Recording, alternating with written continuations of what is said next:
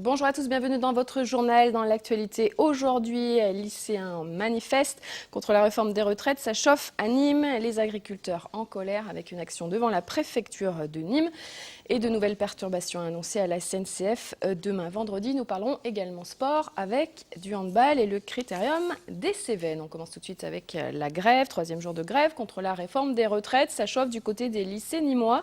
Jets de pierre, voitures brûlées, évacuation. La tension monte entre forces de l'ordre et manifestants. Nîmes s'enflamme. Olivier Michel.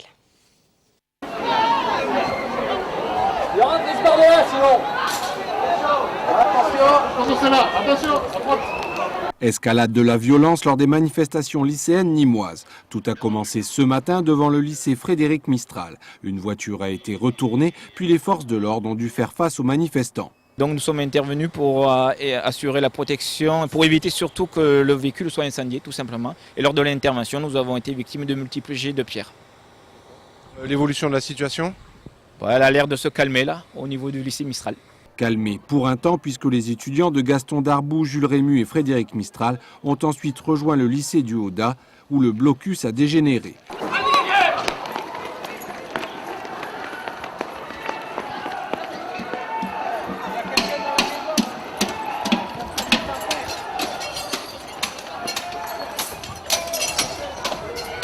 Intervention urgente. C'est la police, Oui, on était chez nous et les forces de police nous ont évacués. Et bon, il y avait un bébé, il y a la fenêtre de la belle-sœur à ma copine qui a pété, et ils nous ont évacués, ils nous ont mis dehors. Barrez-vous, c'est de l'essence. Le feu s'est ensuite propagé à 4 autres véhicules avant l'intervention des pompiers. Des actes de violence dont les manifestants tiennent à se démarquer. Des groupes de perturbateurs, on peut rien faire. Les mecs, tu leur dis d'arrêter, ils vont te dire ouais, on arrête. 2 minutes après, il va trouver une voiture, il va la cramer. C'est plutôt des gens qui voulaient tout casser, qui voulaient se faire plaisir. Parce que nous, manifestants, on préfère plutôt être pacifiques, montrer nos convictions et voilà. La police a procédé à plusieurs interpellations. Vers 11h30, le calme est revenu et les manifestants se sont dispersés. Prochaine manifestation, demain 8h. Le recteur de l'Académie de Montpellier, Christian Philippe, condamne vivement les différents incidents intervenus aux abords de certains lycées comme tout acte de violence délibéré. Il rappelle par ailleurs que la liberté d'accès à un établissement public est un droit qui doit être respecté. Nouvelle manifestation annoncée demain. En tout cas, vous l'avez entendu, les forces de l'ordre se préparent et prévoient l'installation d'un dispositif pour éviter les débordements. Les étudiants de Jules Rému à Nîmes, de leur côté, lancent un appel au calme. Pour demain, on va prévoir une manifestation sans casse, on va essayer de parler aux lycéens de Darboux, de Rému, il y a la RG, les renseignements généraux de la police nationale qui vont essayer de voir pour demain mettre un dispositif en partant de Darboux, Rému, pour cadrer au moins la manifestation. À Alès, Jean-Baptiste Dumas est bloqué depuis hier. Plus de 300 élèves ont manifesté devant les grilles où ils avaient déposé des containers à ordures en début de semaine. Ils comptent bien rester là jusqu'à la manifestation nationale de samedi. Agriculteurs, autre action revendicative, celle d'agriculteurs en colère qui tôt ce matin se sont retrouvés devant les grilles de la préfecture à Nîmes. L'agriculture française souffre et demande de l'aide. Sur 200 exploitations qui ferment leurs portes chaque année, seulement 20 se créent. Pour vivre et assurer la pérennité de leur activité, les agriculteurs réclament l'étalement de leurs dettes. Une demande plusieurs fois formulée au gouvernement est restée sans réponse. Olivier Michel. Le jour à peine levé, ballot de paille à la main, en quelques minutes, une centaine d'agriculteurs a bloqué tous les accès de la préfecture du Gard et du Conseil général. Une opération coup de poing orchestrée par la FDSEA et les jeunes agriculteurs. Une action pour rappeler au gouvernement que les aides promises en juillet dernier ne sont toujours pas arrivées. On est en attente d'un échéancier de la part de la MSA pour une prolongation de la dette sur 7 ans. Nous, on avait demandé 10 ans, ils nous ont proposé 7 ans au ministère de l'Agriculture. C'est parti à Bercy pour approbation, ça a été refusé. Et depuis, c'est à l'arbitrage à Matignon, depuis 2 mois et demi. Et depuis 2 mois et demi, on est sans nouvelles. Donc on voudrait maintenant qu'on nous donne une réponse, savoir si c'est oui ou si c'est non. Certains exploitants n'ont plus d'autre choix que de mettre la clé sous la porte. Des cotisations et une fiscalité trop importante. Avec 40 000 € de dette, Eric, exploitant à Montfrin, n'arrive plus à joindre les deux bouts. Donc là, on est au mois d'octobre 2010. On a toujours des dettes au niveau fournisseur. dettes de 2009 qu'on n'arrivera sûrement pas à payer parce qu'on n'aura pas assez de finances pour clôturer. Et pour ce qui est de la MSA, ça fait 2 ans que la MSA, on n'arrive plus à payer nos charges personnelles et nos cotisations patronales. Il y a des dettes de cette ampleur-là, un jour ou l'autre, on va voir les huissiers arriver sur nos exploitations. Quel avenir on a dans l'agriculture? En 2009, 200 agriculteurs ont jeté l'éponge et seulement 20 nouvelles exploitations ont pu voir le jour. De jeunes agriculteurs qui veulent encore y croire, mais le combat risque d'être difficile. Les marchés semblent repartir un petit peu, en particulier au niveau du vin. Par contre, ce qu'il ne faut pas, c'est qu'on soit étranglé, que cette embellie soit totalement annihilée par le poids de la dette. Et nous, ce qu'on demande, c'est à étaler cette dette sur une dizaine d'années, parce qu'on souhaite rembourser ce que l'on doit, mais on ne peut pas tout rembourser d'un coup. Et on veut un étalement de notre dette pour justement pouvoir survivre et continuer à investir sur nos exploitations. Il faut que le gouvernement montre un signe fort à l'agriculture méditerranéenne et française sur des mesures concrètes pour aider les filières à se maintenir et à garder l'autonomie alimentaire de la France. En fin de matinée, les agriculteurs ont obtenu un rendez-vous. Une délégation sera reçue le 26 octobre à Matignon. Affaire à suivre avec Franck Chassagnon dans nos prochaines éditions. Débrayage sur le réseau Tango de 9h à 10h et de 14h à 15h cet après-midi suite à 2 agressions, dont une très violente sur un chauffeur de bus agressé dans le quartier de Puech-du-Teil hier mercredi. Retour sur les faits. La première agression, c'est au Puech-du-Teil. Un automobiliste un peu énervé parce que le chauffeur avait donné un petit coup de klaxon pour dire qu'il avance au feu. Il a rejoint à l'arrêt de bus. Il est monté dans le bus, il a écarté les gens qui étaient sur la marche devant le bus et il a mis un coup physique avec une boule de pétanque sur le conducteur. Il a carrément frappé le conducteur avec la boule de pétanque. L'autre agression, c'est de l'incivilité pure et simple.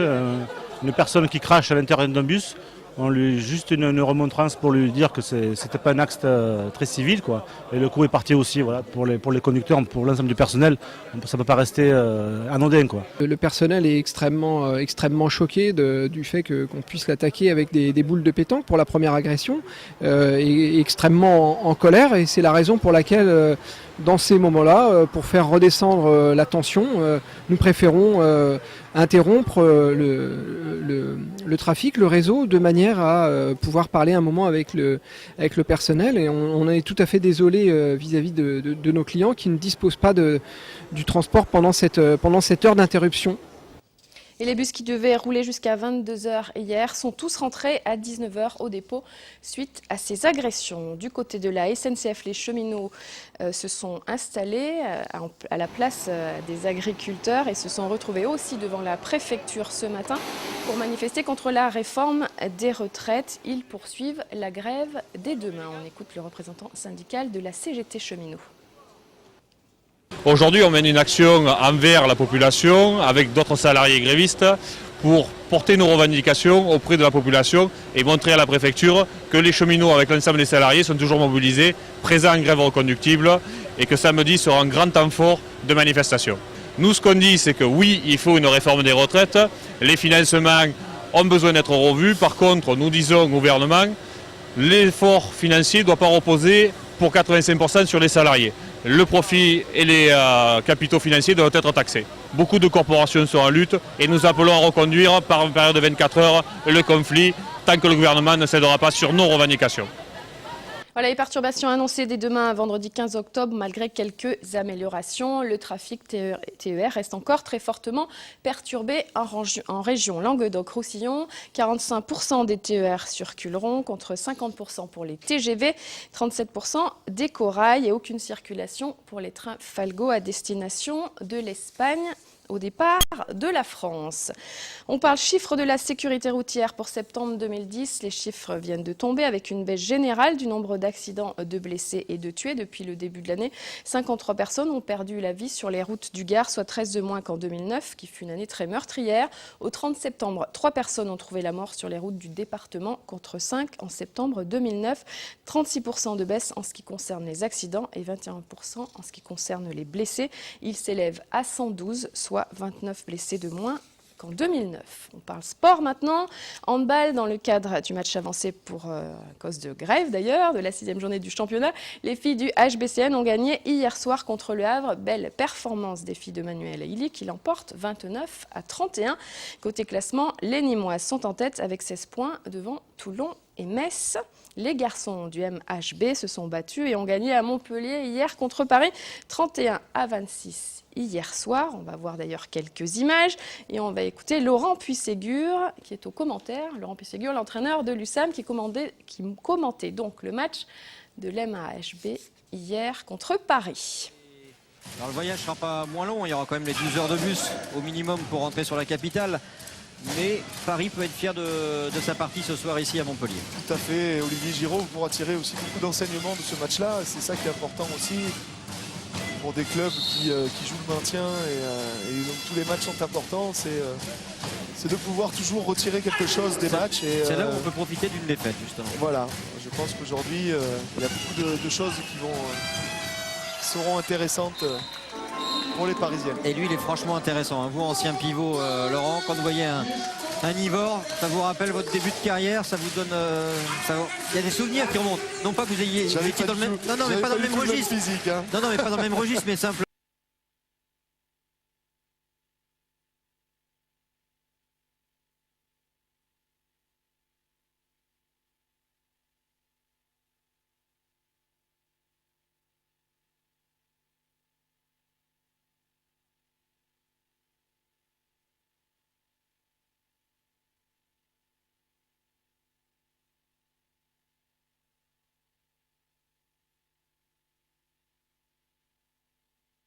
Il pourrait faire parler de lui prochainement au Critérium des Cévennes. Il s'agit d'un jeune pilote, Clément Dube, qui mène de front deux carrières dans le sport de haut niveau.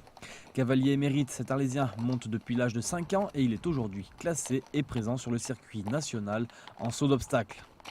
Mais la passion du père pour d'autres chevaux vapeur cette fois-ci gagne Clément qui après une année de copilote et quelques rallyes sur Hommel fait sa première saison sur une Fiat Grande Punto S2000 avec le team GPC Motorsport. C'est plus vraiment de l'amateur, il est déjà je dirais c'est semi-professionnel, c'est pas encore professionnel mais c'est un team effectivement où tout compte, les pneus, ils ont des hommes météo, des ouvreurs, enfin c'est passé à un stade supérieur et avec un budget nettement supérieur à celui d'Inomel. Dans ce team, le pilote vedette n'est autre que Cédric Robert, actuel leader du championnat de France des rallyes. Une aubaine pour Clément qui profite de l'expérience de cet ancien pilote officiel Peugeot et membre de l'équipe de France. C'est vrai que à l'époque on était vraiment entre guillemets amateur, on allait à une course sans s'y préparer. Maintenant 15 jours avant, on étudie les cartes, on étudie quels pneus on pourrait utiliser, on discute beaucoup avec des pilotes d'expérience comme Cédric donc, qui connaissent déjà les routes. Et après il y a tout le réglage de la voiture, toute la préparation aussi quelque peu physique. Pour nous, par exemple au Cévennes on a une spéciale de 42 km, ça va être très long. Donc en ce moment c'est footing tous les matins, une demi-heure pour essayer d'être en forme. Les résultats n'ont pas tardé pour Clément qui a pris la première place du podium à Montbrisson le week-end dernier. Il est actuellement 7e au championnat de France des rallyes et 3e du trophée BF Goodrich. C'est le rallye le plus proche de chez moi, c'est là où j'ai démarré. Donc je vais là-bas en connaissant le terrain et je sais à quoi m'attendre. Sûrement le rallye le plus difficile de la saison en championnat de France. Très technique, très dur pour la mécanique, beaucoup de virages un petit peu aveugles, piégeux, des ravins au bord des routes, des pierres, ce qui fait que on n'a pas le droit à une grosse marge d'erreur, sinon c'est de suite la sanction. Et c'est donc avec beaucoup d'ambition que Clément Dube et Laurent Mazoyer, son copilote, vont s'élancer sur les routes Cévenol les 21, 22 et 23 octobre pour le 53e Critérium des Cévennes. Pour gauche 70, droite 84, pour gauche 70.